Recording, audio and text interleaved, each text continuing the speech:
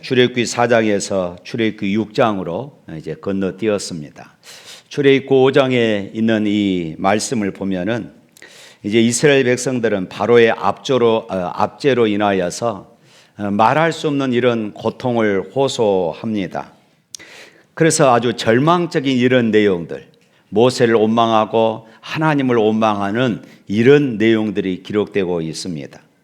모세가 이스라엘 백성들을 이끌고 나오려고 하자 애굽의 이 바로 왕은 너희들이 너무 편안하구나, 너희들이 너무 배불렀구나, 너희들이 좀 정신 좀 차려야 되겠다, 그리고 더 가혹한 그런 노역을 시키게 되어진 것입니다. 그로 인해서 모세는 백성들로부터 온성을 사게 되어지죠. 백성들로부터 저항을 받게 되어집니다. 애굽의 바로가 모세로 인해서 이스라엘 백성들을 더욱더 확대하니까 이스라엘 백성들은 모세를 향하여 원망하면서 왜 네가 괜히 건드려서 우리를 더 이렇게 혹사시키느냐, 너 좀 가만히 좀 있어, 그러면서 모세를 원망하게 되어지지요. 바로 그럴 때에 모세는 내가 왜 이런 소리를 들어야 하느냐, 하나님 왜 나를 이곳에, 내가 안 간다고 했는데 하나님은 나로 하여금 가게 해가지고 하나님 말씀에 순종해 했는데 왜 나로 하여금 이런 이 수모를 당하게 하고 이런 고난을 보게 하십니까 하는 그런 내용들이 이제 5장에 기록이 되어 있어요. 이때 모세가 하나님께 그러면서 부르짖는 내용이 5장 22절부터 23절 말씀에 기록이 되어 있습니다. 우리 한번 읽어볼까요? 모세가 여호와께 돌아와서 아뢰되 주여 어찌하여 이 백성이 학대를 당하게 하셨나이까? 어찌하여 나를 보내셨나이까? 내가 바로에게 들어가서 주의 이름으로 말한 후부터 그가 이 백성을 더 학대하며 주께서도 주의 백성을 구원하지 아니하시나이다. 하나님 앞에 이렇게 부르짖었어요. 이스라엘 백성들의 이 고통이 모세에게 전이가 되어진 것입니다.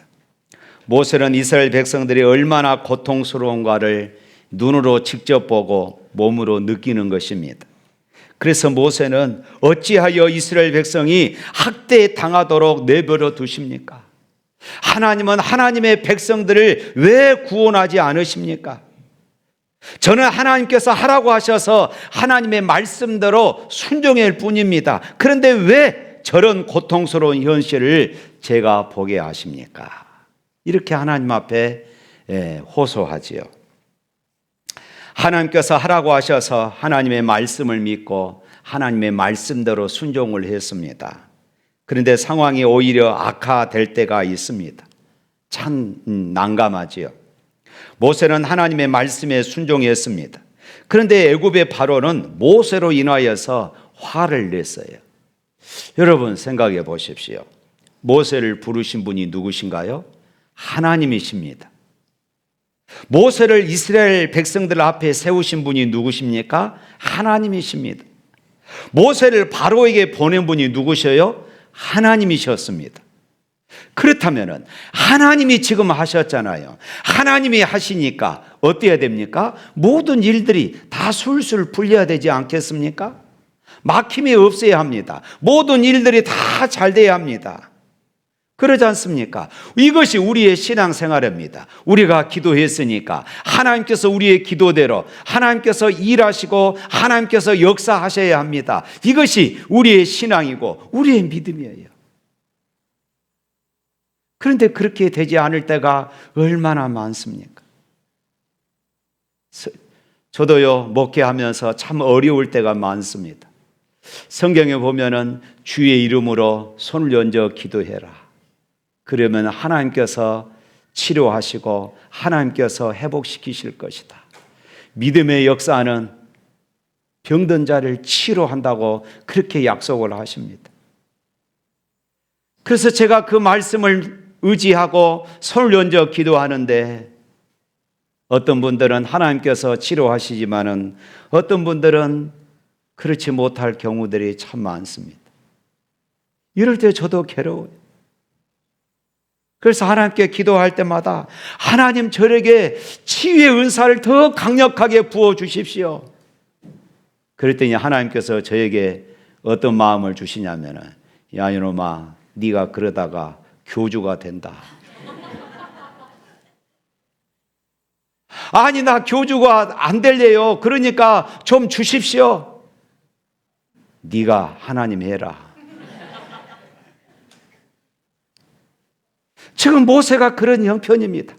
하나님이 하라고 해서 했습니다. 순종했습니다. 어려움을 당합니다. 그러니까 모세가 하나님 앞에 하소연합니다. 하나님 말씀대로 살았는데, 하나님 말씀대로 순종했는데 왜 이런 일이 일어납니까?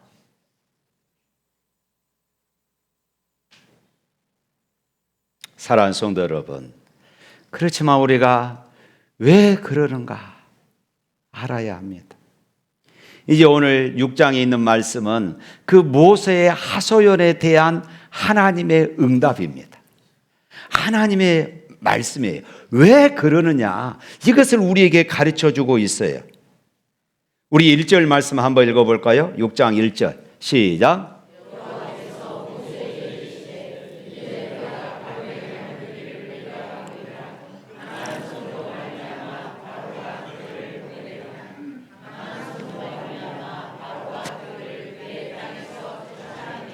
아멘. 여기에서 강한 손으로 말미암아, 이 말씀이 두 번이나 반복이 됩니다. 자, 모세가 하나님 말씀에 순종해서 애굽 땅에 갔습니다. 바로에게 찾아갔어요. 내 백성을 보내라. 그랬더니 바로가 비웃었습니다. 백성들의 원망이 더 일어나기 시작합니다. 하나님 왜 이렇습니까? 하나님이 말씀합니다. 그 첫 번째 이유는 여호와의 강한 손으로 말미암아, 여기에서 그 이유를 찾을 수 있어요. 여기서 특별히 두 번이나 반복하죠. 한 번만 말씀하셔도 될 것 같은데 두 번이나 말씀하신다는 것은 하나님께서 강력하게 강조한다는 이런 의미가 포함되어져 있습니다. 하나님께서 바로를 모세에게 강력하게 저항하도록 몰고 간 것은 하나님의 강한 능력을 드러내기 위함이다. 할렐루야. 첫 번째 이유가 이것이라는 것입니다. 여러분 생각해 보십시오. 모세가 지금 목숨을 걸고 바로 왕에게 찾아가서 내 백성을 보내십시오라고 요구를 했습니다. 그러면은 하나님께서 하라고 했으니까, 하나님께서 하나님 말씀에 순종했으니까 바로 왕은 그래, 네 백성들 데리고 나가라 하면 얼마나 좋았겠습니까? 만일에 그렇다면은, 만일에 그렇게 일이 쉽게 끝났다면은 이스라엘 백성들이 어떤 생각을 했을까요? 야, 우리가 해방된 것은 필연적으로 될 수밖에 없는 일이구나. 야, 모세 말 한마디에 바로 왕이 저렇게 이 백성들을 보낸 것을 보니까 모세가 정말로 대단한 사람이구나. 아마 사람들은 모세를 그렇게 생각을 했을 것입니다. 우리가 이렇게 아웅성하니까 이 바로 왕도 어쩔 수가 없구나, 아마 이렇게 생각을 했을 것이에요. 쉽게 말하면은 그곳에 하나님의 이름은 존재하지 않는다는 것입니다. 하나님의 능력은 드러날 수가 없다는 것이에요. 하나님의 역사는 나타날 수가 없다는 것입니다. 야, 정말로 하나님이 우리를 도우셨다, 이런 고백을 들을 수가 없다는 것이에요.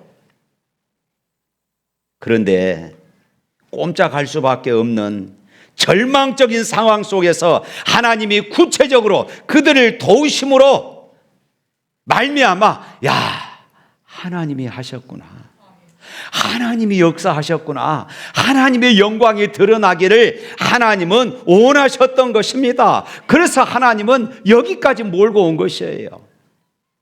그래서 1절 말씀에 아주 드라마틱한 그런 단어가 하나 있습니다. 이제, 그 말이에요. 이제는 내가 바로에게 하는 일을 네가 보리라. 내가 바로에게 어떤 일을 하는가 네가 볼 것이다. 이제 이렇게 말씀하고 있어요. 모세의 기도는 절박했지만은 하나님의 응답은 너무나도 느긋했던 것입니다. 그런데 이제는 하나님의 능력이 나타날 시간이 되었다는 것입니다. 이제는 하나님께서 당신의 강한 손으로 말미암아 일하게 될 시간이 되었다는 말씀입니다. 여호와께서 이제부터 하실 일은 과거의 아브람, 이삭, 야곱은 상상도 못할 그런 일이었습니다.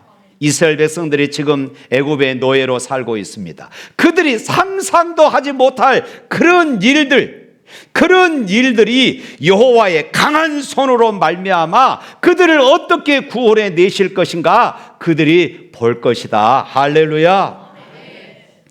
이스라엘 백성들은 이것을 모르니까 불평하지요. 이것을 모르니까 원망합니다. 이들은 자기 눈앞에 있는 버거운 현실만을 바라봅니다. 더 노역이 힘들어졌어요. 모세를 원망합니다. 그런데 왜 그럴까요? 하나님의 강한 능력의 손을 체험하지 못했기 때문인 것입니다. 모세를 한번 생각해 보십시다. 모세가 지금 현재의 나이가 80세입니다. 태어나서 갈대 상자에 나일강에서 건져지고 바로의 궁전에서 40년을 바로 왕자로 그렇게 살게 되어집니다. 그리고 광야로 쫓겨나서 이제 양치기로 아무런 희망도 없이 40년을 그렇게 살아가게 되어지지요. 그리고 오늘 이후 앞으로 40년 그가 120세 동안 출애굽 사역의 최종 지도자로 이제 하나님을 경험하게 될 것입니다. 80살의 모세에게 찾아오신 하나님은 하나님의 이 엄청난 일 중에서 모세가 체험한 것은 아무것도 없어요. 지난번에 살펴봤던 대로 호렙산 떨기나무 가운데 불로 임재하신 하나님, 모세의 지팡이가 이 뱀으로 변했다가 다시 지팡이로 변화되었던 것, 이것만 모세가 체험했지요. 앞으로 일어날 그런 일들을 모세는 지금 아직 보지도 못했고 상상도 하지 못할 그런 일이었습니다. 아직 10가지 재앙도 일어나지 않는 이런 상황이었습니다. 그런데 출애굽기 12장에 가면은 이스라엘 백성들이 출애굽을 합니다. 그들은 400년 동안 노예로 살았던 자들이 이제 애굽의 장자들이 죽는 날, 그들은 유월절을 지키며 어린 양의 피로 하나님의 이 구원을 경험하게 되어지고 이제 출애굽을 하게 되어지지요. 이 정도의 일, 하나님의 강한 손으로 말미암아 나타날 이런 일들을 그들은 전혀 지금 깨닫지를 못하고 있었죠. 뿐만 아니라 그들이 홍해를 마른 땅처럼 건너는 이 과정들을 그들은 상상이나 할 수 있겠습니까? 그들이 이런 일들을 그 이전에 경험했습니까? 한 번도 이런 경험을 한 적이 없습니다. 그래서 그들은 불평하고 모세를 원망하고 그래서 하나님을 만만히 봤던 것입니다. 그래서 하나님을 만만히 봤어요. 그런데요, 하나님이 어떻게 일하실 것인가? 우리 6절부터 8절 말씀에서 이제 하나님이 설명합니다.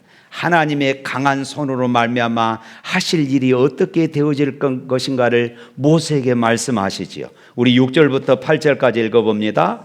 그러므로 이스라엘 자손에게 말하기를 나는 여호와라. 내가 애굽 사람의 무거운 짐 밑에서 너희를 빼내며 그들의 노역에서 너희를 건지며 편팔과 여러 큰 심판들로서 너희를 속량하여 너희를 내 백성으로 삼고 나는 너희의 하나님이 되리니 나는 애굽 사람의 무거운 짐 밑에서 너희를 빼낸 너희의 하나님 여호와인 줄 너희가 알지라.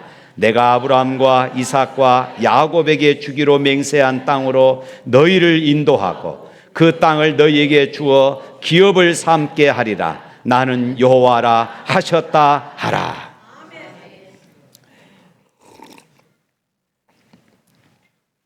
무슨 말씀일까요?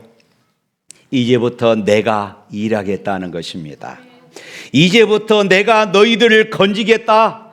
이제부터 내가 나의 편팔로 너희들을 구원하겠다. 이제부터 너희들은 내 백성으로 삼겠다. 그리고 나는 너희 하나님이 되겠다. 할렐루야. 그러면서 7절을 보면은 그러면 너희가 나를 여호와 너희를 애굽에서 이끌어낸 하나님임을 알게 될 것이다. 이렇게 말씀해요. 여호와는 어떤 분이냐? 이스라엘이 이제부터 경험하게 될 바로 그 하나님이라는 것을 말씀하고 싶은 것이에요. 이 모든 출애굽 사건을 통하여서 자기들이 구원을 경험하면 그때에서 그들이 비로소 알게 될 것이 있는데 바로 내가 여호와다.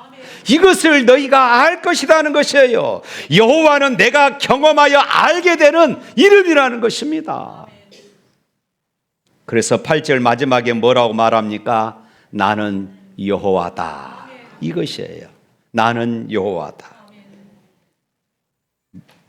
이 모든 출애굽 구원과 가나안 땅 정복 사건이 바로 이 여호와라는 이름으로 하나님의 강한 팔로 말미암아 너희가 앞으로 경험하게 되어질 놀라운 일들이다. 할렐루야. 그러나 이스라엘 백성들은 어떻습니까?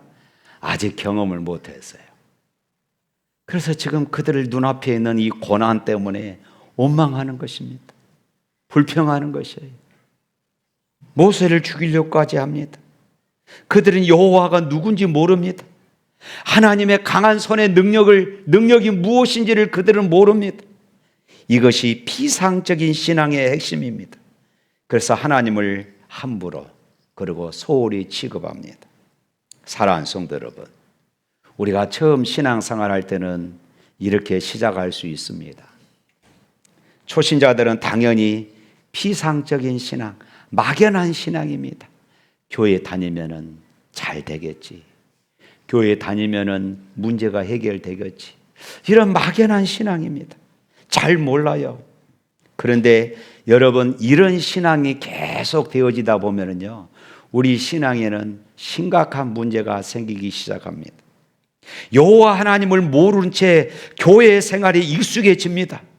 하나님은 잘 모르는데 교회는 익숙해지는 신앙, 이것이 소위 묵은 신앙이에요. 묵은 김치는 맛있기라도 하지요. 묵은 신앙은 병들은 신앙이에요. 하나님을 체험하지 못하고 그저 막연한 신앙, 이 묵은 신앙, 이것을 조심해야 합니다. 한국 교회 신자들 중 대다수가 바로 이렇습니다. 샘물교회만 빼고요. 이것은 그냥 종교를 하나 가지고 사는 것입니다. 성경이 말하는 신앙은 이것이 아닙니다. 여호와 하나님을 내가 내 삶으로 실제로 경험하는 것입니다. 할렐루야. 어떤 사람을 처음 만나면은 어떻습니까? 그 사람을 잘 몰라요. 그래서 서먹서먹하기도 합니다. 그런데 매일 같이 만납니다. 밥도 같이 먹습니다. 차도 자주 만나서 차도 마시고 이런 이야기 저런 이야기 이런 이야기들을 합니다. 그러면서 어떻습니까? 가까워지죠. 소통이 되어집니다. 그러면서 저 사람은 어떤 사람이구나. 성격을 알게 되고 그 사람의 인격을 알게 되고 그 사람의 모든 것들을 알게 되어집니다. 그러면서 이 인격적인 관계가 형성이 되어지는 것이에요. 자신이 그 사람에 대해서 저 사람은 이런 분이다 말할 수가 있게 되어지는 것입니다. 그 사람을 내가 경험해 보니까 이렇다라는 것이에요. 내가 경험하니까 아는 것입니다. 저는 여러분이 하나님을 이렇게 만나고 경험할 수 있기를 주님의 이름으로 축복합니다. 그렇다고 해서 어떤 환상을 보고 어떤 꿈을 꾸라는 것이 아닙니다. 선포되는 말씀을 통하여서 여러분들이 그 하나님을 만나야 한다는 것이에요. 사랑하는 성도 여러분, 하나님은 때로는 당신의 자녀들에게 어려운 상황을 허용하십니다. 고난을 허용하셔요. 그리고 그 상황 속에서 주님의 강하신 능력의 손길을 체험케 하심으로 우리의 믿음을 더욱더 견고하게 하시기를 원하십니다. 하나님의 뜻대로 사는 데에도 왜 상황은 점점 더 어려워질까요? 하나님 말씀대로 하나님 말씀을 붙잡고 살아가려고 애를 쓰는데 왜 우리 상황은 절망적인 이런 일들이 일어날까요? 여러분, 믿으시기를 바랍니다. 하나님의 강한 손으로 말미암아 살아계신 그 하나님을 나로 하여금, 여러분들로 하여금 체험케 하시기 위함임을 믿으시기를 축복합니다. 두 번째로, 하나님의 뜻을 따르는데도 불구하고 왜 상황이 점점 더 어려워질까요? 그 이유 두 번째는 나는 여호와라 라는 구절에서 찾아볼 수 있습니다. 첫 번째로는 하나님의 강한 손으로 말미암아였습니다. 두 번째로는 나는 여호와라 이 말씀입니다. 오늘 본문에 보면 나는 여호와라 이 말씀이 4번이나 반복됩니다. 2절에서 하나님이 모세에게 말씀하여 이르시되 나는 여호와이니라. 6절에도 그러므로 이스라엘 자손에게 말하기를 나는 여호와라. 7절에도 나는 애굽 사람의 무거운 짐 밑에서 너희를 빼어낸 너희의 하나님 여호와인 줄 너희가 알리라. 8절에도 나는 여호와라 하셨다 하라. 왜 하나님이 여호와 란 당신의 이름을 4번씩이나 이렇게 강조하고 있을까요? 하나님이 이스라엘 백성들을 그토록 혹독하게 몰고 간 것은 그들에게 여호와라고 하는 이 이름을 지금 각인시키고 싶으신 것입니다. 하나님이 자신의 이름을 여호와로 계시할 때가 언제였습니까? 출애굽기 3장에 보면은 하나님께서 모세에게 찾아와서 네가 애굽에 가서 이스라엘 백성들을 인도해라 이렇게 말씀하시죠. 그때 모세가 하나님 앞에 이런 질문을 합니다. 하나님, 만일 이스라엘 백성들이 나를 보낸 그분이 누구냐라고 말하면은 내가 그들에게 당신을 어떻게 설명하면 좋겠습니까? 그러니까 하나님께서 이렇게 말씀합니다. 나는 여호와다. 이렇게 말하는 것이에요. 이 나는 여호와다 이 말씀의 뜻은 나는 스스로 있는 자다 그 말이에요. 스스로 있는 자다. 아, 스스로 있는 분이 나를 보냈다 이렇게 말하는 것입니다. 그러면은 그 전에는 하나님을 뭐라고 불렀느냐? 그 전에는 하나님을 엘샤다이 전능하신 하나님으로 불렀다는 것입니다. 전능하신 하나님으로 불렀어요. 엘샤다이 전능하신 하나님입니다. 출애굽기 6장 3절 한번 읽어볼까요? 출애굽기 6장 3절 말씀 시작.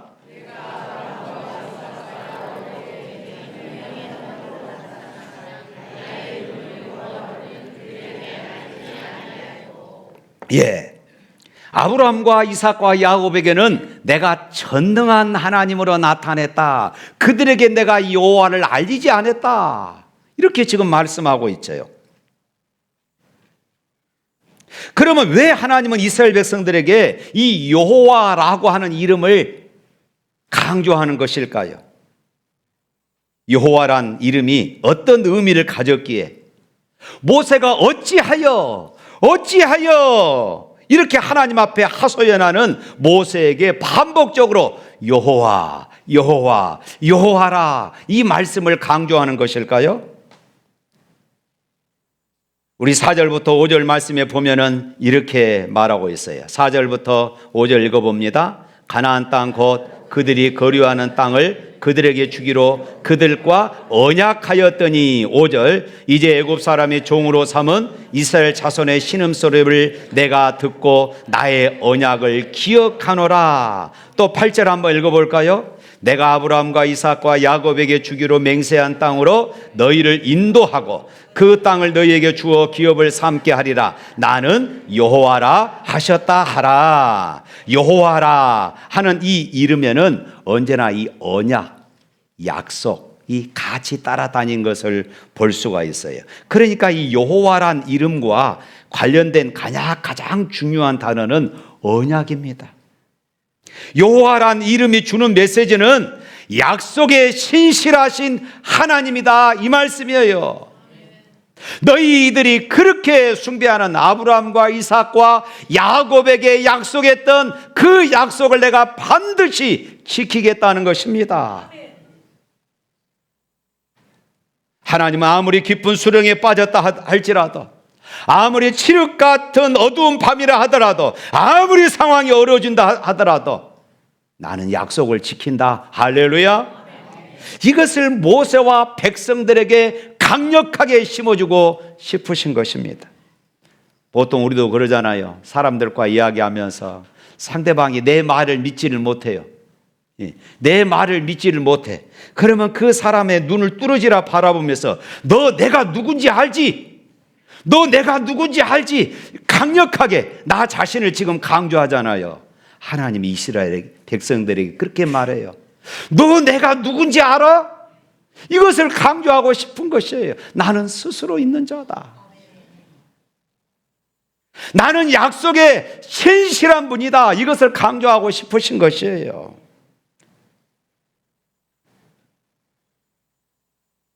사랑하는 성도 여러분, 하나님은 신실하신 분이심을 믿으시기를 바랍니다. 오 신실하신 주, 오 신실하신 주, 내 너를 떠나지도 않으리라, 내 너를 버리지도 않으리라. 약속하셨던 주님, 그 약속을 지키사 이후로도 영원토록 나를 지키시리라 확신하네. 할렐루야. 사랑하는 성도 여러분, 믿음으로 살려고 하는데 일이 잘 풀리지 않습니까? 순종하며 헌신하며 살았는데 고난이 찾아왔습니까? 그래도 여러분 낙심하지 마십시오. 하나님이 우리에게 말씀합니다. 하나님은 언제나 신실하신 분이십니다. 오늘 하나님이 모세에게 말씀하셨던 것처럼 오늘 저와 여러분들에게 지금 말씀하고 싶으신 것입니다. 나는 여호와다. 이제부터 알지 못했던 여호와의 강한 손을 경험하기를 축복합니다. 하나님 오늘 모세에게 말씀하신 것처럼 하나도 남김없이 모두 다 행하셨습니다. 그것이 여호와, 내 생각보다도 훨씬 크고 놀라우신 하나님이십니다. 하나님은 우리의 삶에 이미 엄청난 일을 행하셨습니다. 그리고 나를 위하여서 새 일을 행하실 하나님이심을 믿습니다. 그리고 하나님은 약속을 지키는 데에 신실하신 분이심을 믿으시기를 축복합니다. 하나님은 극한 상황을 통해서 어떤 일이라 하더라도 약속을 지키시는 신실하신 하나님이심을 믿고 이 믿음으로 승리하는 삶이 되시기를 주님의 이름으로 축복합니다. 우리 찬양하겠습니다.